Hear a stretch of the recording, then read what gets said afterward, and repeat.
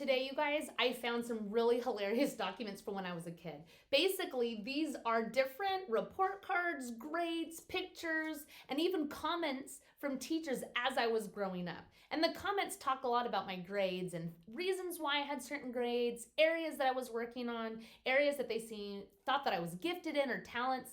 And they're hilarious to read through because some of them seem to be still true to this day.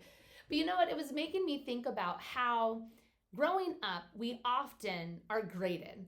With a student and a teacher, your teacher is really checking your work.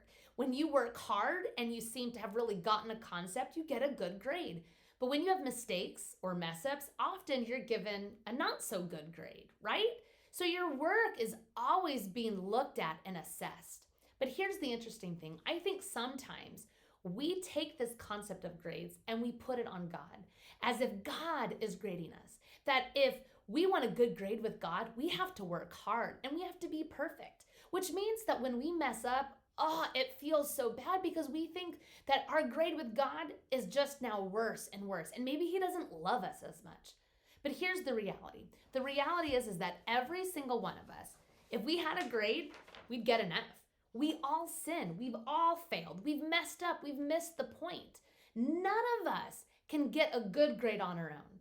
But today, Adam talked about how Jesus came to the earth. He lived a perfect life himself. It's as if he had an A. He had a perfect report card. But he went and he died on a cross for us. And he said we are justified because of what he did. He said that we no longer have this report card. He's giving us his report card. And he justifies us having this report card because of what he did for us, not what we did. And for some of us, this is hard for us to get because we're constantly trying to earn our grade with God, just like we earn a grade at our work with our boss, to have a good report, to get a raise, or with school, trying to earn our grade with our teacher. But that's not how Jesus works. He gives us this grade, not because of what we do in our works, because of what he did for us. We are justified because of his grade. But you know what? God is so cool because he loves us so much that he doesn't want to leave us where we are. He wants to allow us to grow and to change. And so God gives us his Holy Spirit to empower us, to grow us, and to change us. As Adam talked about, he wants to sanctify us, which is a process of making him more like him, to make us holy. I mean, think about this. If you took a math class and you got a really good grade at the end, you don't just stop doing math because you got the good grade. No, you take another math class. You take those skills, the things that you learned in math, and you go on and you learn more and you grow in those skills.